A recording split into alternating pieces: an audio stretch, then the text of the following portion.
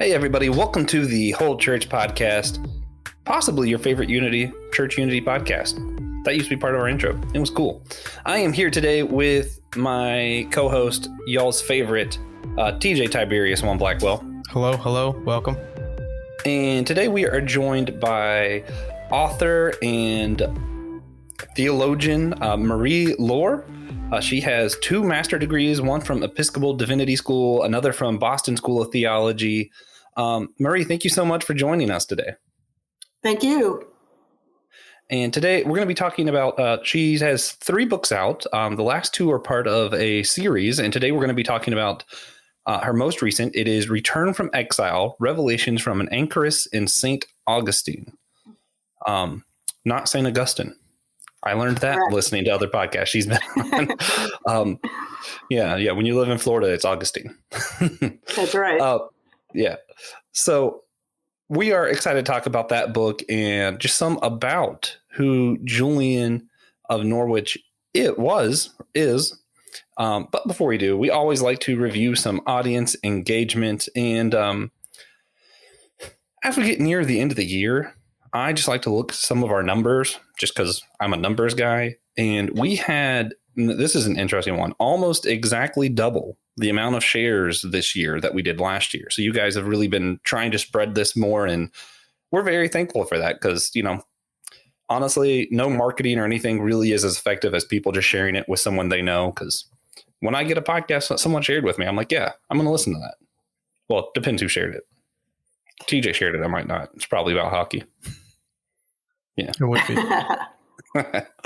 All right. So with that being said, we like to start with a silly question just because silliness is my favorite form of unity. It's just so hard to argue when you're being silly. So today we're going to start just by a simple question. TJ and I will answer first, give you time to think about it.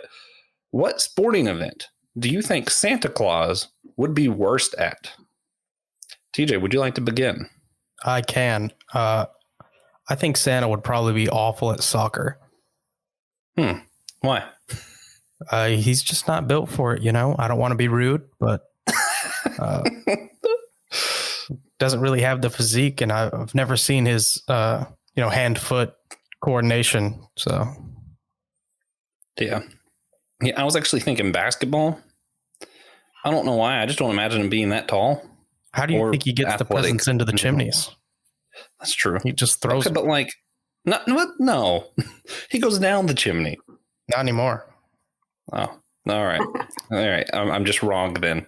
Mm-hmm. All right. Ms. Marie, what sporting event do you think Santa Claus would be worst at? Well, I think he'd be pretty terrible at all of them for all the reasons that TJ said. But I have this image of him on a surfboard, and it's kind of hard to imagine. But think about it. That's true. That probably would be very, very difficult. Yeah. Yep. Yeah. Anyway, not a known sportsman, Mr. Claus, but we still love real show. Yeah, we still love Santa. But one thing we believe is extremely useful for church unity here on our show is hearing people's stories. Would you mind sharing the elevator pitch version of your testimony for us? Yeah, I feel exactly about telling stories as you seem to. So listening to each other's stories is part of my faith journey. In my work of leading spiritual autobiography and writing groups of people who are working on their spiritual autobiographies, I've heard others' stories of faith, of healing, and of finding oneness with the source. And these are true stories that have emboldened my own faith. And I think that all of us are on that continuum, what I call the continuum of storytellers. And it brings us all together in search of the truth with the capital T. All right. Man. So what church are you affiliated with, and what makes it unique? Well, this is going to blow your mind because it's not any church that you're not necessarily going to be familiar with, but it's something that happened out of the pandemic. So because the pandemic closed so many local churches, a global church has emerged, and that global church is online. And so I've become a member of what's called the Garden Congregation at Canterbury Cathedral in England. And I'm praying with thousands of people from around the world. And the best part for me about this whole experience is that I sort of think of it as the Church of the Blue Dome, because it's all done outdoors in the garden where the birds, and they have the farm animals out all the time during these worship services. And it just is such a refreshing and open approach to church that's all inclusive. That's awesome. Awesome. Yeah. That's really cool. What denomination is it? Do you know? It's Anglican. It's Anglican. Okay. Yeah. I mean, I kind of figured England. Yeah. Yeah. And we've had a few Anglican priests on from the ACA on the show, and all great guys. We like both of them. Yeah. And the Anglican Church also has women priests. So there you have it. Oh, yeah. That's true. We talked about that. Yeah, one of the few. Yeah. It's, actually in a series coming up, we're going to do about church offices. When I interview Steve Lonclo, and he talks about it in the ACA, how like certain parts of it are okay with women being in certain offices, and then others parts aren't okay. And it's just, it was interesting to hear him just kind of describe the debate as someone who is in it to someone who is not in it. It's interesting. Good for you guys. So your book, Return from Exile, Revelations from an Anchoress in St. Augustine. It's all about Julian of Norwich. What can you tell us about her as far as her place in history as a woman in the church and as a mystic? What was her overall message kind of? Well, I'm really happy to talk about Julian, but I want it to be known that the book is not necessarily about Julian. So Julian of Norwich is a figure who appears weaves in and out of my story, but it's my spiritual autobiography. And the theme of the book really is exile. And the way that I see that is that we're all in exile, that we're all trying to get home, that we're all on a spiritual journey, that this is our pilgrimage. And so I use that theme of exile, but I focus on her story because she was in self-imposed exile. And she did this in the 14th century. She's now known as a mystic. But at the time in the 14th century, she was a woman who lived through the Black Death Plague, which also parallels with our time of pandemic. When I started writing the book, it was pre-pandemic. I went on a pilgrimage to her anchorage, a solo pilgrimage to her anchorage in the summer of 2019. So this was just a few months before the pandemic closed down the whole world. So as that was happening, her story of the Black Death and living through that came together in my mind. I mean, I was now able to understand more of what her experience might have been like in the 14th century. So she lived as a self-imposed exile in what's called an anchorage. And there really aren't any anchorages today, but in those days, it wasn't that uncommon. There were about 300 women, some men, who chose to live in these small rooms, these cells that were attached to churches. And their decision to do that had to be sanctioned by the powers of the church, and they also had to be able to self-support. So Julian had benefactors. She had people name her in their wills, and she was able to make the decision to go there. So the fascinating thing about being an anchorage is this: once you go in, you never come out. And so it's a commitment for life. And you're a solo person in there. It's not like living in a monastery or living in a convent, which were also available at that time and still are today. But the anchorage was a solo experience. She was also serving in a capacity that's unique to an anchoress, which is what she was called, an anchoress. She had a window that looked out onto the street. And so when I was sitting in her anchorage, I can tell you that sitting in that anchorage and hearing street sounds out there is a really amazing experience, because you're in this place that you are never coming out of, and you can hear the world going on out there.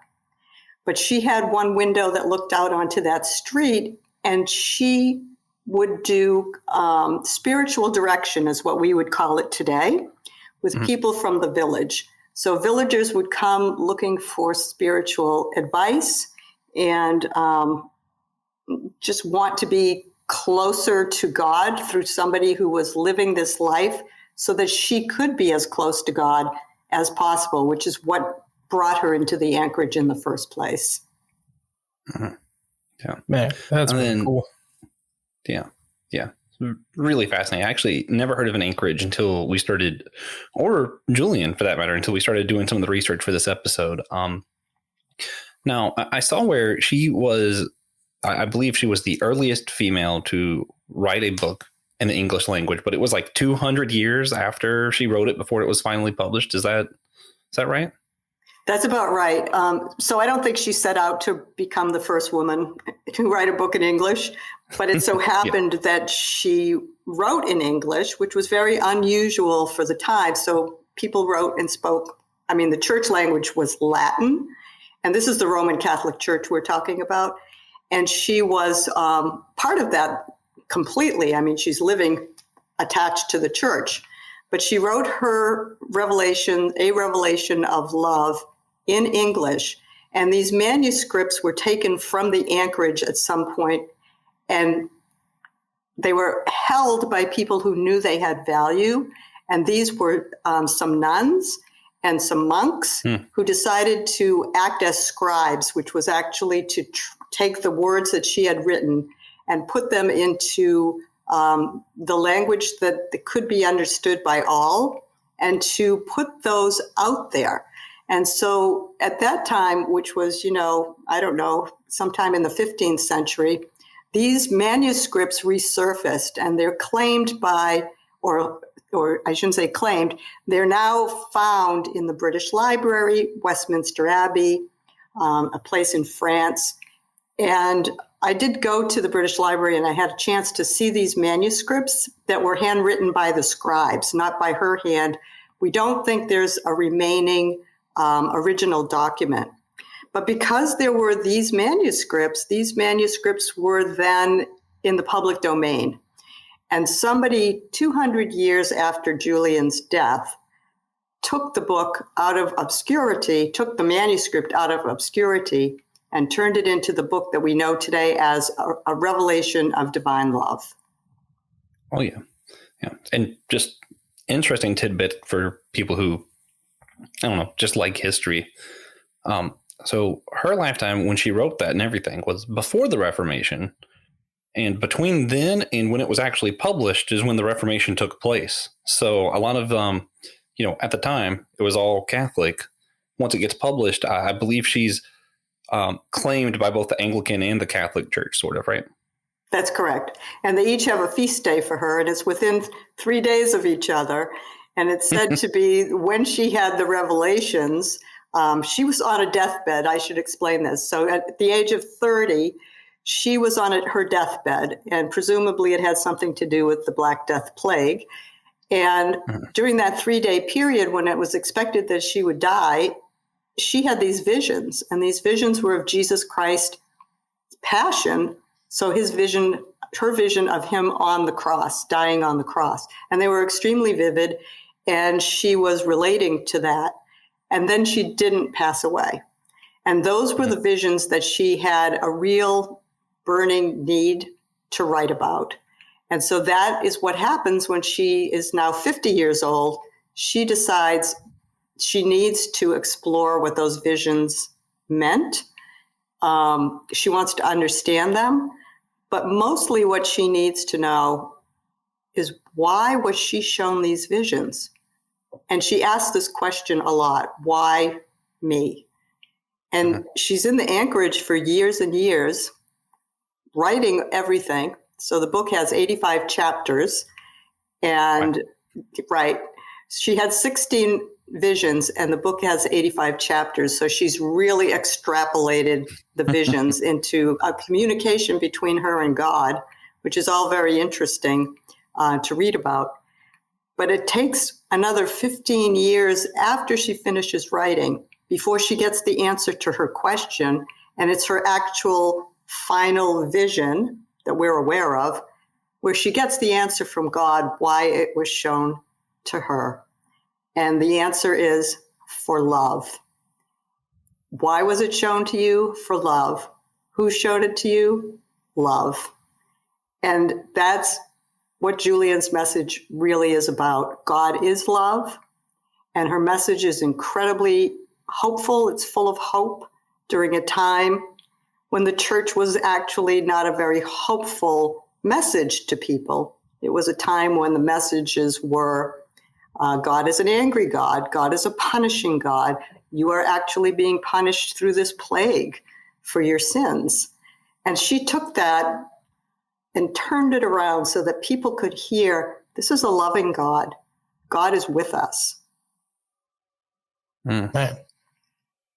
But so what led you to include Julian of Norwich's, legacy in your book? Yeah, that's a good question. I wasn't so sure I would do that, but what really came to me is the way that I was experiencing my own space, my own sacred space in my home, which is a small enclosed room that looks out onto the San Sebastian River. So it's attached to the house, like an anchorage is attached to a church. And I spent most of my time writing there. And Julian was one of those figures that I had learned a lot about on my way through divinity school. Like, maybe some of you are encountering some characters that just resonate with you. And so as a female and as a woman of her time, who is now called a theologian, it resonated with me. Her story did. And the more time I spent there in my own anchorage, which I became attached to in that way, I was thinking more and more about her. And how had she done this? How did she actually live in this space? And how did she feel living in that space? So I did all my research and I read all that I could about her and everyone else's work about her. And then I decided I would go see for myself what this anchorage looked like and what it felt like to be in the anchorage. So once I did that, she had to be in the story. Right. Yeah. And now you're probably the world's leading Julian of Norwich expert. Well, I wouldn't go that far. I mean, no, there are actually, I would say the scholars out there have a different finger on the pulse of Julian's story. I look at my connection with Julian as a spiritual connection.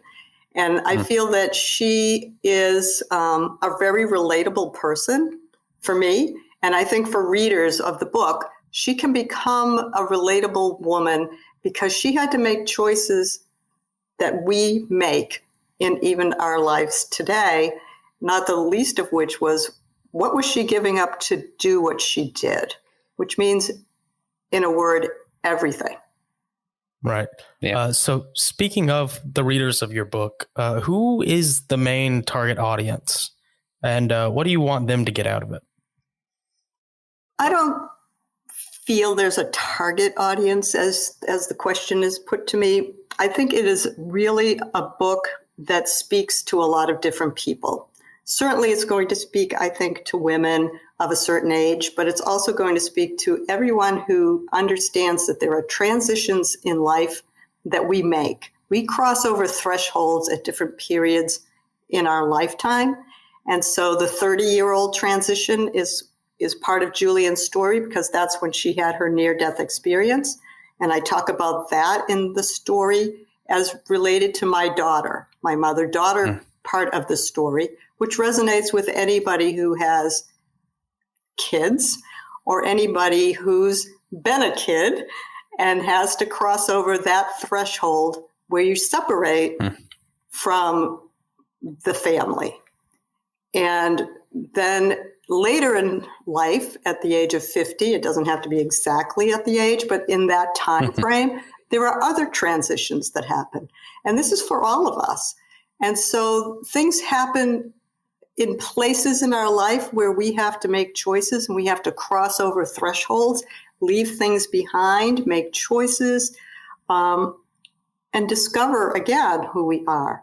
So I think that all readers who understand that this is a life journey that we all are on together will be able to tap into those places.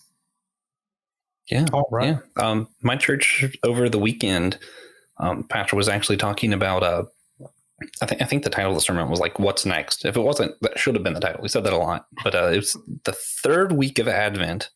Right. So it was all about joy, what's next. And he's talking about these transitions and just finding joy in the transitions. And even, that can be hard sometimes. So especially if you're transitioning to an anchorage, I guess. It might I think they are hard. but Yeah, I agree. I would agree with you, Joshua. I think they are hard transitions, and we don't do it like all at once. It's not like, you open the door, you step through. You stand on that threshold place for a very long time. And in that threshold place, what we call the liminal space, the borderlands, you're not in the next place yet, but you're really not in the old place anymore. You're in the in-between place. Yeah. Yes. Would you say this book is mostly to help people who are in that in-between space then? Gee, I hadn't thought of it as specifically that, but I think if you're in an in-between space, you would really see this as a way to understand how that in-between place, that no place, feels, and relate to that. Awesome. Yeah. And it's always helpful to see people of history who've gone through similar things as us. Speaking of which, and I know you've kind of hinted at it already, but I was wondering, especially in today's theologian groups, a lot of times women kind of feel exiled from, the inner circles. How, in what ways as a woman theologian do you relate to Julian in your story? She's a theologian who crossed all boundaries. So if you get the image of someone sitting alone in a cell, that's one image. But I look at it as the in-between place between the village life, between the church life. She was not ever going back inside that church. She never crossed that threshold again. She never crossed the threshold back out into the world. She lived in that space. But because she lived in that space, she had a voice. And for a 14th century woman in the church, that was incredible. Yeah. And because she's in the church, as she's been approved, we'll say, to be there by the church, it's not likely that they're going to quiet her voice, though at the same time, she didn't put these writings out for people while she was writing them. But she was very careful in her writing to not cast aspersions on anything that the church might have been saying. In fact, she relates often to the Holy Church, and she talks about that being where she belongs. But she's got a different message, and she's found a way to say it. So I look at her as the woman who sort of overcame the boundaries of her day and spoke truth. Yeah, it's awesome. Awesome. So what's one question you like to be asked when people are asking about you or your book? Yeah, I think any thoughtful question that opens up the discussion is a good question. And I think that when I get a chance to talk about this, it just feels so right, because I get to say it in my own words, and I also get to offer to people who might not know, like you said, you weren't familiar with Julian before now, an opportunity to see something that was significant at the time. She's actually come into popularity again because of the pandemic. Many people related to Julian of Norwich during the lockdown. Really, her popularity just soared. Yeah. And her message of hope was part of that. So one of her famous quotes is, "All shall be well." You might have heard that along the way, or you've seen some kind of poster or something. It's on a whole bunch of things. And All Shall Be Well was a message that she received herself from God, but she passed that on to the rest of us. And now it's out there as part of her story. And that story is the story of the past that's come forward into the present. Yeah, that's really a great line too. Yeah. So we talked about a lot of different themes today. Thinking about exile, thinking about women in theology, and that in-between place that a lot of us might find ourselves in. We always like to bring things back to unity, sort of the purpose of our show. And for some of it, it's challenging, especially when you're considering some of the debates over women in the church today and throughout history. But we do like to ask our guests if you could just give us a single tangible action, just something practical people could go do that would help maintain the unity in the church. What's something practical you would have people do right now? Yeah, well, I would welcome you to the Church of the Blue Dome, as I'm calling it, which is an incredible experience because it's really not like anything that I've experienced. And I've been an interfaith person for a long time, so I've been inside a lot of different houses of worship.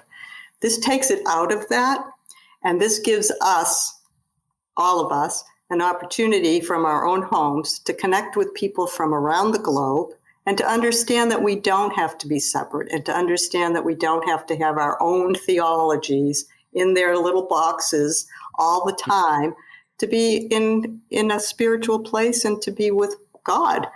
And so I'm calling it the Church of the Blue Dome, but it's the interfaith experience there that you can have from your own home that taps into something that might be new to you.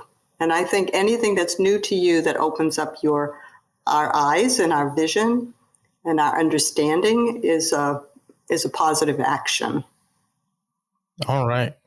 What do you think would happen if everyone just checked out the Church of the Blue Dome every once in a while? Well, they've got like 10,000 followers. So my guess is if everybody checked out the church, they'd have like 50,000 followers or more.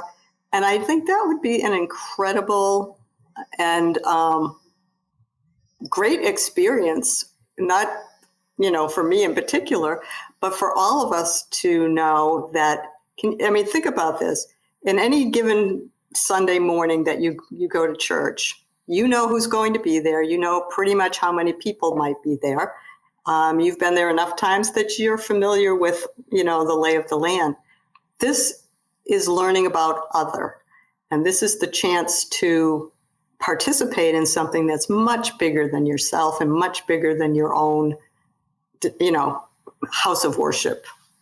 So I think it would have one of those groundswell effects. Who knows? We'll have to find out. I hope you do. Yeah. But awesome. Yeah, that's incredible. So the last thing we like to do as part of the actual show is our God Moment segment, which is just a moment from recently in our lives where we've seen God, whether it's through a moment of worship or a challenge or a blessing. And I like to make Josh go first. Yeah, it's just easier that way. Yeah. Mine's going to be simple this week. I've been doing finals. I have to study for the LSAT. I have 1,000,001 things going on, 2 different podcasts, work, everything's happening. But yesterday, my work system just went down. So I had the day off today. And it's just been a good time of, peace and just recuperating. And turns out I might have needed that more than I thought I did. So, yeah, I'm going to count that as a blessing. All right. And I'll go next, give our esteemed guest as much time as she can have. But today I talked to an old friend for the first time in a long while. And now he might come over because, he lives in Atlanta, which is not very convenient, for anyone. But I got to reconnect with him a little today, and it's pretty great. It's nice to, I'm a big Friends guy, so it's a pretty great day. Yeah, TJ's always reconnecting with someone, it seems like. It's true. I feel like I should do better at that. I've known quite a few people. Yeah. So, Marie, do you have a God moment for us? I do, and it's a little bit like your own, TJ. So a very old friend, somebody I haven't been in contact with for maybe 35 years or more, which is a lifetime. Think about that, right? Reached out to me some time ago last spring, summer, something like that. And he was in a very bad place. And we had a lot of conversations over email and that sort of thing. And I really wasn't sure if he was going to make it through this because he was pretty desperate. And I saw him last week, and that was for the first time in all those years. And I was just so awed by the fact that here he was when he really was talking about not being here anymore. And so that was a huge answer to a prayer. Right. Oh, yeah, for sure. That's crazy. I haven't known anyone for 34 years. Yeah, let's say, TJ, she one-upped you, man. When was the last time you reconnected with someone after 35 years? Not recently. But you have to be on the planet a little bit longer, I think. Yeah, maybe one day. But I'm sure you will. Yeah. So if you enjoyed this episode, please consider sharing it with a friend or an enemy, cousins. Share it with whoever you want. Everyone, actually. Share it with... I want you to share it with everyone you know. And that would help us out a lot. Yeah. Next year, instead of doubling the amount of shares, let's triple. 3 times what you did this year, guys. Oh, man. So, Miss Marie Laure, where can people find you, find your books, follow your ministry, any of that? Okay. Well, the book is the usual places that you know already, Amazon.com. Return from Exile, Revelations from an Anchoress in St. Augustine.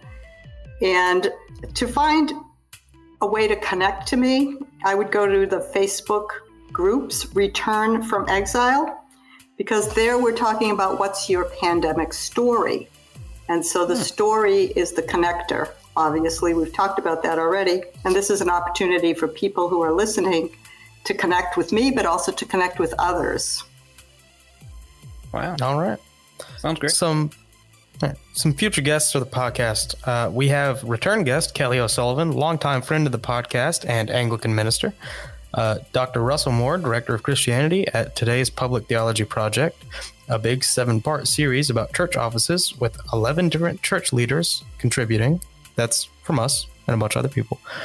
And maybe Francis Chan. Yeah, he doesn't know, but it's going to happen eventually. Francis Chan will be on the show one day. Yeah. Then the season will end.